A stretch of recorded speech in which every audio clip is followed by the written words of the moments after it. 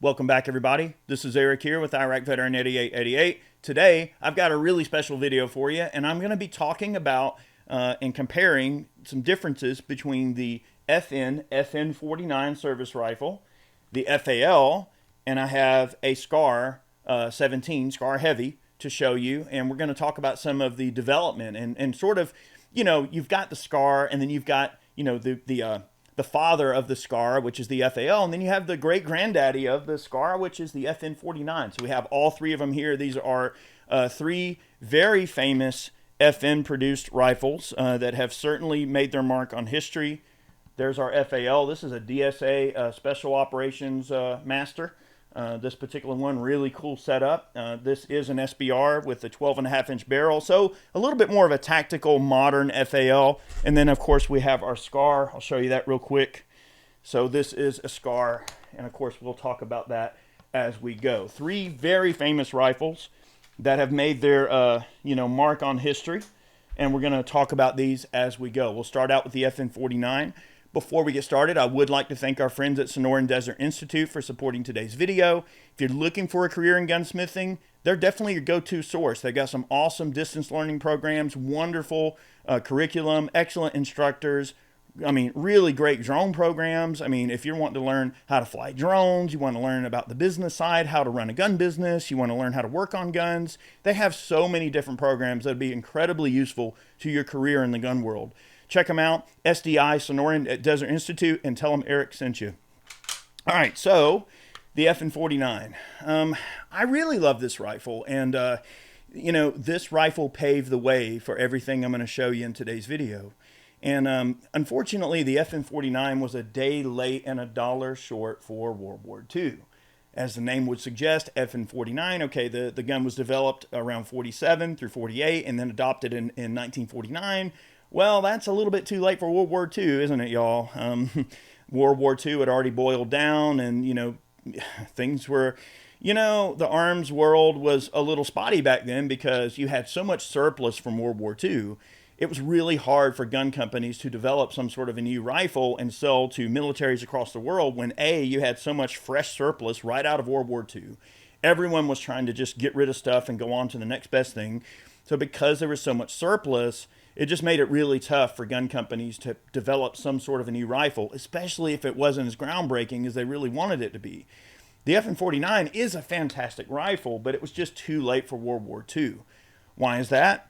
Well, because it's a full-size battle rifle that fires a series of full power rifle cartridges, okay?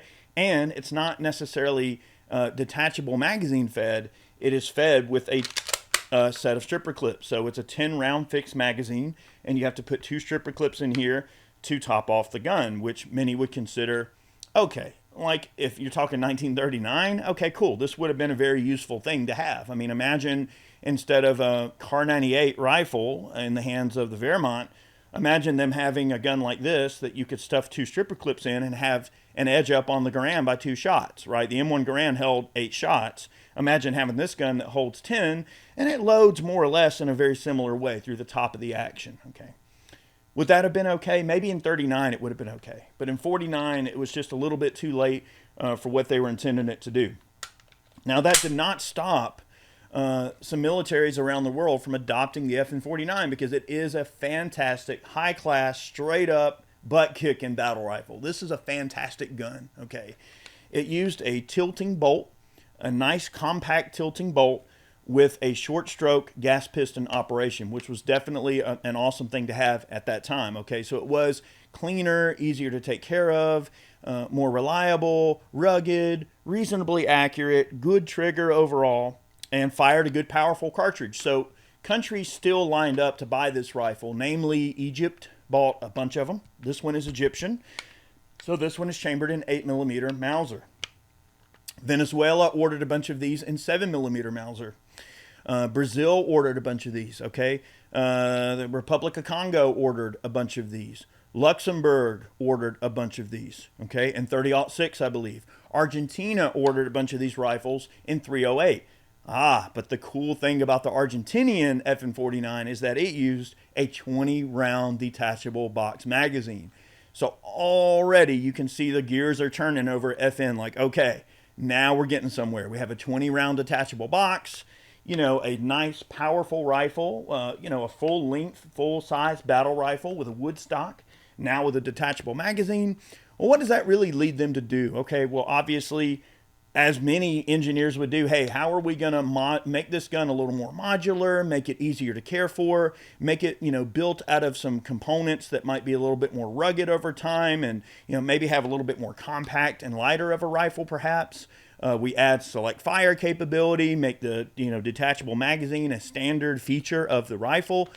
All right, now you're getting somewhere. So the FN-49 gets shelved in replace of the FAL. Let me change guns here real quick. Let me set the FN-49 down. And that particular FN-49 is a real clean one. It shoots really good as well. All right, so this is a DSA. Now this one has a 12.5-inch barrel. It is an SBR. This one is equipped with a Huxworks 762 Ti flow suppressor. So as a flow-through can on this gun. This is my girlfriend's FAL. Okay, has a folding paratrooper stock, as you can see. We have a 4-power ACOG mounted on this particular gun. Of course, a 20-round detachable box magazine. And you have a pistol grip. Okay. And, you know, really, you got a side charging, you know, non-reciprocating charging handle, short stroke piston operation with an adjustable gas system for a variety of different field conditions. Very nice, usable iron sights that are adjustable for windage and elevation. And you do have real nice peep sights. Now, most FALs with iron sights are generally going to be about a 4-minute gun. Okay, so don't expect like a ridiculous ton of accuracy out of an FAL or even an FN-49. Now, for the day, FN-49 was a very accurate rifle, but even with the best match ammo, I shoot 196 grain match out of that FN-49. And at best, at 100 yards, I might shoot a 3.5, 4-inch group with the gun. But it does that fairly consistently, even as the rifle heats up. And that's generally how the FALs have always been received as well. You're going to get a 4-minute gun with a full-length barrel, like a 20-inch barrel or something like that. But it's going to do that kind of all day. It's going to sit there no matter how dirty it gets, how fouled it gets. You're going to have a 4-minute gun for as long as you can stay alive with it. So, yeah, 4 minutes was always kind of deemed to be like the average accuracy of an iron-sighted FAL. Of course, efforts were made to make accurized versions, heavy barrel versions, select fire versions with heavy barrels and tripods. You could lay in the prone and kind of use it in the same role that a bar gunner would have used a bar in World War II.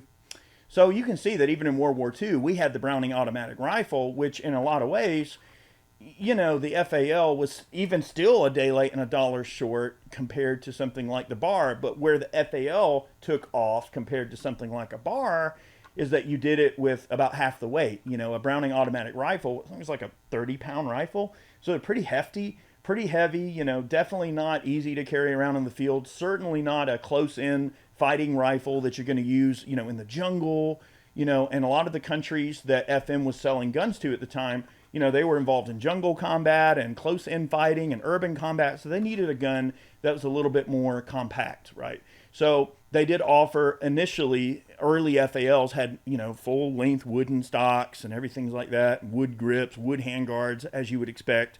But they did go on to make paratrooper versions and shortened versions and things like that. I do generally consider this particular FAL to be kind of like the culmination of all of those things put into the FAL form. DSA does make this gun. Now, I did request the paratrooper stock for this gun. This particular gun usually comes with like a folding AR type stock. I requested the paratrooper stock because I wanted that kind of look. It just looked a little more OG for Bruno, but this is a fantastic gun. I do have a video coming out on this particular rifle, so expect that before too long. But here's that FAL. Now, the FAL gave way to what would become the SCAR. Now, you can quickly see where the lineage of these guns start to come into play. Let me put up the FAL for a minute. And now we're going to grab the SCAR. So this is also an FN product. All right, and what do you end up seeing here?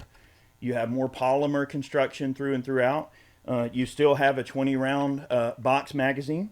You still have a folding stock. Okay, so they stuck with all of those types of components. Now, the SCAR has its fans. It has people that love it, people that hate it. A lot of folks in the special operations community generally did not like the 5.56 SCARs early on. They were kind of susceptible to stringing and heating up a little bit too much and offering, maybe not a lot of benefit over an M4, other than just being cool, I suppose. But this 7.62 by 51 NATO version of the SCAR was very well received in the special operations community. Not so much that our military, let's just say, adopted this to replace every single rifle. SOCOM initially had a contract for a self-loading rifle that was in a battle rifle type of caliber that could be used for, let's just say, a DMR or some sort of a Overwatch type rifle, accurate enough to be used as a DMR, but also light enough to be fielded and used as a small arm that they could just issue to any soldier they wanted to. They are in use. They are still used today all around the world. Of course, Belgium, I believe, issues this particular rifle, the SCAR Heavy, and a select fire component. I have fired a select fire SCAR. They're not bad. Even in 308, they're very controllable. And I will say, even with ball ammunition, with M80 ball, this gun, with this LCAN, will shoot 1.5-inch groups all day long, no problem. I put some 175 grain federal gold medal match or 168. It shoots 168 pretty good. It'll shoot under an inch for 5 shots. I mean, this gun is a sub-minute semi-auto, and it's fantastic. Now I have an LCAN Spectre DR on this particular gun. This is a very modern LCAN. This one has a prism setting from 1.5 to 6 power instantly. You just flip a lever and go from 1.5 to 6. It has backup iron sights on the top. It has a ballistic reticle in there that is calibrated for M80 ball ammunition. I have shot this gun out to about 700 yards. It does fairly well, but as many of you know, the 308s tend to kind of fall apart in the air out to about 800 yards. I mean, there are people that can take a 24-inch barrel or a 26-inch barrel 308 bolt gun and make consistent hits at maybe 1,000, 1,100 yards. But that's more of a chore of reading the wind. I mean, if you're good at wind calls, you can get away with that. I would say realistically, most shooters obviously are using 6.5 Creedmoors, 6 millimeters and things of that nature, 6.5 PRC, 300 PRC, a little more gas behind the bullet, a little more speed, and definitely better ballistic coefficients on the projectiles to get out to longer ranges. The point I'm making is that 308 generally as a cartridge was always really considered to be more of a battle rifle cartridge, like a 500-yard cartridge. And I think that's where the FAL really did well, is that the FAL could be used for short-range engagements and have a lot of power out of a 30 caliber at short range, but also could reach out and touch a little bit further target away if it needed to. So it really filled that role quite well. And I think that's where the SCAR really still does fill that role in combat today, is that it is a lightweight rifle, okay? Very lightweight, very capable. It also uses a short stroke gas piston operation, but where it does kind of change a little bit, the SCAR does have a large, heavy carrier, a huge chunk of reciprocating mass, okay? These guns beat up optics. They beat themselves to death. They do wear out components a little quicker. So the SCAR is a fantastic gun. I love it. I think very highly of this rifle. I mean, if I could only have one auto-loading 30 cal, it would be this SCAR right here. You better believe it. I will try to hold on to this one as long as I can. I love this rifle. But it is one of those types of things that, you have to be mindful that you got to put a good quality optic on it that can stand a little bit of a beating. It's not the bolt driving to the rear that harms the optic. It's when it slams shut. When the receiver, when the bolt comes to a stop, that reciprocating mass coming to a stop forms an inertia against the rail on top that translates to the optic. And a crummy optic cannot hold up to what this gun subjects optics to. Now, this LCAN I've had on this gun now for about 7 years. Okay, it's been holding up extremely well. It holds a 0. It works fine. So this LCAN is fantastic. I haven't had any issues out of it. I do love it. It does have a set of arms quick throw levers, and they hold up just fine. I've got it adjusted out just right. I do have a Surefire 600 on here.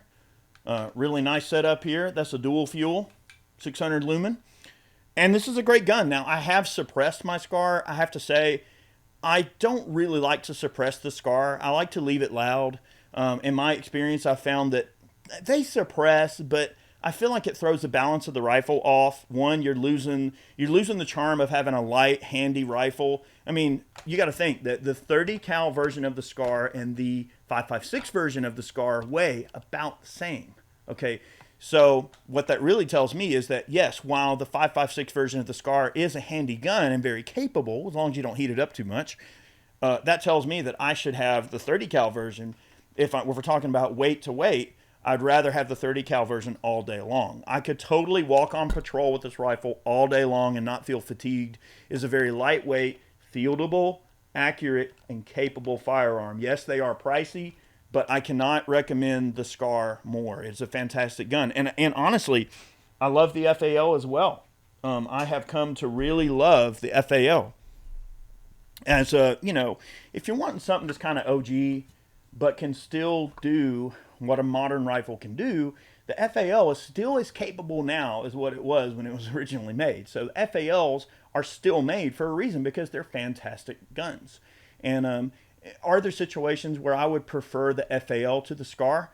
Maybe, right? Maybe in the heavy barrel role, right? An Israeli heavy barrel, or one of the long Cuban guns with the, you know, the big long flash hider. You know, something where you're going to lay in the prone with a bipod, it might actually be more useful and more controllable, especially in select fire. So there are situations where an FAL might still be a more useful tool than a SCAR. If you're going to fire it full automatic for an extended period of time, a heavy barrel FAL might actually hold up better in that role if you're willing to lug around the extra iron. So that's just something to consider.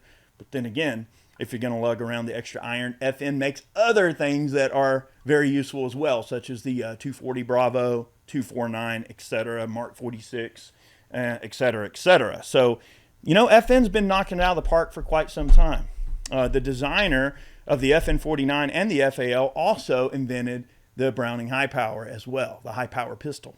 That's just an interesting little tidbit of knowledge. So, FN's been making some doozies for years, and I've been wanting to make this video for a while and just kind of show and tell on these three rifles, because they are so intimately intertwined with each other. You know, they all take from each other. They all, you know, add their lineage along the way. You can see the improvements of the system throughout all of those years. I mean, this is essentially 75 years of firearms engineering in one place for us to look at. So there are some similarities, but overall, you know, they really all kind of have their own little spirit about them, their own identity, which is really cool. So I hope you enjoyed today's video. Thank you so much for watching. That's been the FN-49, the FAL, and the SCAR Heavy. All excellent FN short stroke gas piston operated guns that have stood the test of time and will be here for a long time to come in the future. I'm really excited to see what'll come, you know, next. I'm sure FN will make some changes to the SCAR eventually. You know, they have changed the charging handle over to a non-reciprocating charging handle now. This particular SCAR, it does have a reciprocating charging handle. So they have been making some rolling changes along. They do have a DMR version of the SCAR now in 6.5 Creedmoor. So that does kind of answer for some of the shortcomings of the 30 caliber version, particularly in the DMR type of configuration. So anyway, good for them, and I'm really excited to see what will come in the future. All right. Thank you so much. Many more videos on the way, and we'll see you soon.